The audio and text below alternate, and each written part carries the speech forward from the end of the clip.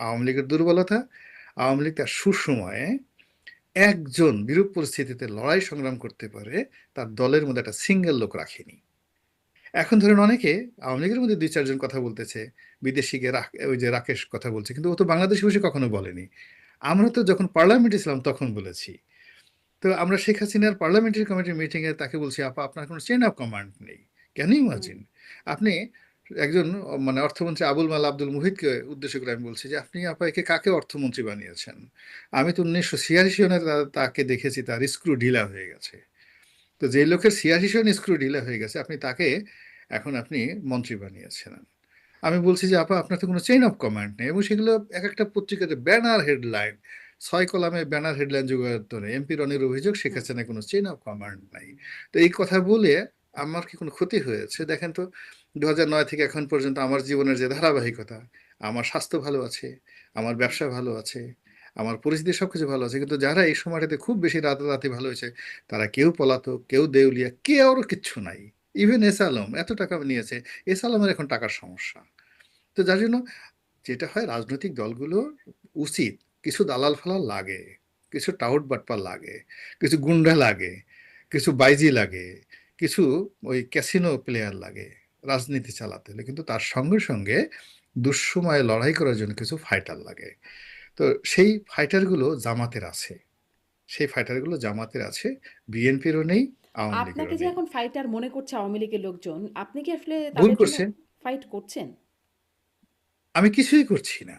I am not, মানে I am doing nothing. আমি কিছুই করছি না। আমি শুধুমাত্র কিছু প্রশ্ন উত্থাপন করছি, কিছু সত্য কথা বলার চেষ্টা করছি। শ্রেষ্ঠ কথা বলার চেষ্টা করছি। এতে তারা খুশি। এখন হয় কি, ওই যে মানুষ যখন হতাশে থাকে না, গাছের পাতা নড়ে চড়ে তোমার কথা মনে পড়ে, এরকম একটা হুম, জিনিস আছে। মানে তো আগে এখন সত্য হয় কি কথা মানুষ বললে ক্ষমতায় ছিলেন বলে পছন্দ হতো না, এখন ক্ষমতার বাইরে বলে পছন্দ হচ্ছে। হ্যাঁ, ভীষণ রকম পছন্দ হচ্ছে, এবং তাও কি একেবারে কি ছোট, হালকা একটু ছোট্ট কথা। যেমন ধরেন ৩০০ ফিটতে গেলাম। তো আমি বললাম যে ৩০০ ফিটটা কে তৈরি করেছে? Just I ask one question. Awami League হায়, হায়, হায়, হায়, গোলাম মোল্লা রনির কত সাহস! এই তারেক রহমানের জমানাতে ৩০০ ফিট কে তৈরি করেছে? এই প্রশ্ন সে করেছে। এ তো আলেকজান্ডারের চেয়ে শক্তিশালী। তো হুম, এগুলো তো রং।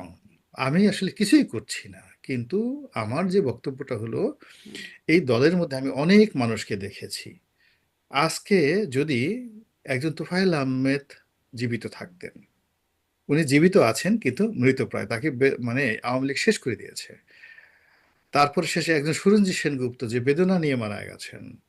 আওয়ামী লীগের অনেক সুন্দর সুন্দর মানুষ যারা আওয়ামী লীগের জন্য জীবন, একজন মুনতাসির মামুন, একজন শাহরিয়ার কবির, যারা কথা বলতে পারেন, কিন্তু তারা তাদেরকে লালন পালন না করে তারা পালন করেছে কাকে? প্রথম আলোর আনিসুল হককে। তারা লালন পালন করেছে ওই জাফর ইকবাল, লেখক জাফর ইকবাল হুম। সাহেবকে। ফলে কি হলো, এই মানুষগুলো যৌবনে গর্তের মধ্যে পালিয়েছে। এই বুড়ো বয়সে তো তারা বলবে যে আমাকে ১০০টা সিডাক্সিন এনে দাও, আমি খেয়ে তারপর শেষে আমি এখন ঘুমাবো।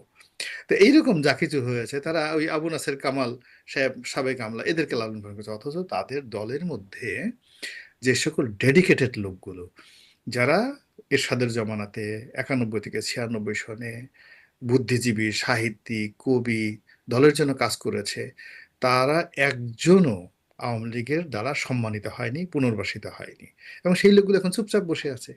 তার কি দরকার? একদম চুপচাপ বসে আছে, কেউ কোনো শব্দ করছে না।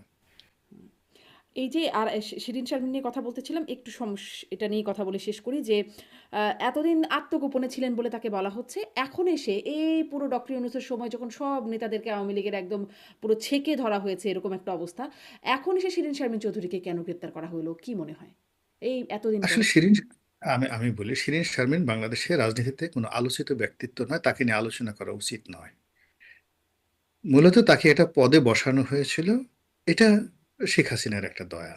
তার সাথে যা কিছু করা হচ্ছে মূলত আওয়ামী লীগের উপর রাগ ঝাড়া হচ্ছে। এখানে বেচারি যিনি আছেন তিনি বলির পাঠা হচ্ছেন, নাথিং।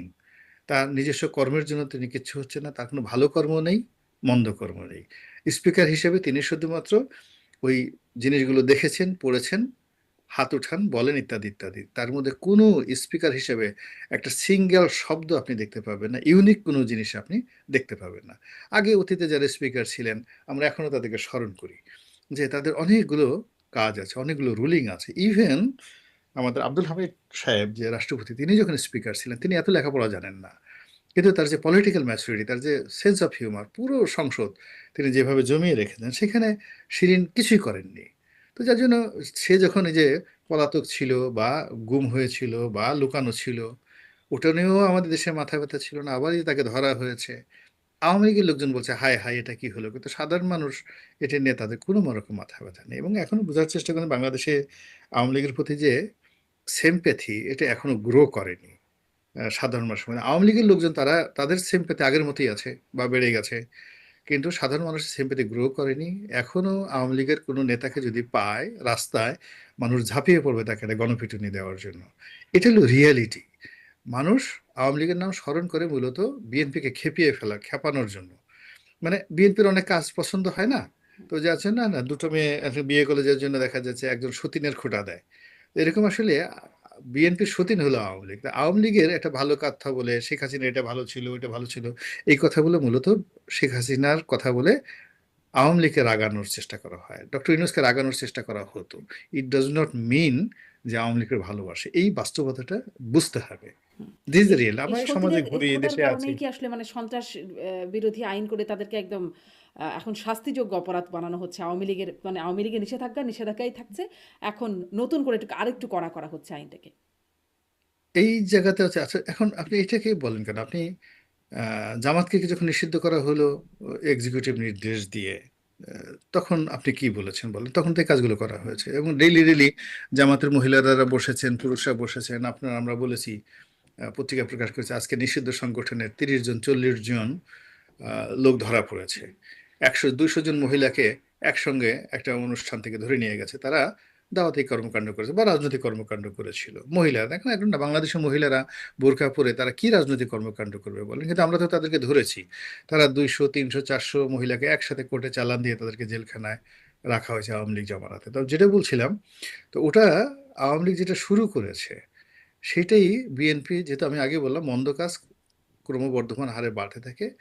আওয়ামী লীগ যেটা করেছে এক্সিকিউটিভ অর্ডারে, এখন বিএনপি সেটাকে এক্সিকিউটিভ অর্ডারের একটা অর্ডার বা একটা অর্ডিন্যান্সকে তারা এটাকে একেবারে পার্লামেন্টের আইন দ্বারা বিধিবদ্ধ করে দিল। এটাই স্বাভাবিক। এখন আওয়ামী লীগ এটা মোকাবেলা করতে হবে। তারা তো নতুন কোনো কিছু করেনি। যে আওয়ামী লীগ যদি বলতো হ্যাঁ আমরা এই কাজ কখনো করিনি, আওয়ামী লীগ কি সেই শহীদ প্রেসিডেন্ট জিয়াউর রহমানের লাশ ওখান থেকে উত্তোলন করে সরাই নিতে চায়নি? ওই পার্লামেন্টে দাঁড়িয়ে কি বলা হয়নি যে ওর মধ্যে লাশ নেই, ওর মধ্যে শুধু হাড্ডি গুড্ডি কিচ্ছু নাই, ওটা একটু দেখায়, ওটা ভণ্ডামি, ওখানে ওখান নিয়ে একটা যা কিছু হয়, এই সমস্ত কথাবার্তা তো হয়েছে। ফলে যে বিষগুলো তৈরি করা হয়েছে বিএনপি আওয়ামী লীগকে ভালোবাসবে একটা রিজন তো নাই, একটা সিঙ্গেল রিজন নাই। এখানে তারেক রহমান সাহেবকে গালাগালি করা হয়েছে, বেগম জিয়ার ব্যক্তিগত চরিত্র নিয়ে কত রকম আজে বাজে কথা হয়েছে। জিয়াউর রহমান পাকিস্তানের চর, মুক্তিযুদ্ধ করে নাই, ইত্যাদি ইত্যাদি, রাজাকার, রাজাকারদের দোসর, হ্যাঁ খুনি, বঙ্গবন্ধুর খুনি, কত কথাবার্তা বলা হয়েছে না। এখন তো বিএনপি তো এই কথাগুলো মনে পড়ছে, এখন বারবার তারা মনে পড়ছে। ফলে তারা আওয়ামী লীগের কেন স্পেস দিবে বলেন?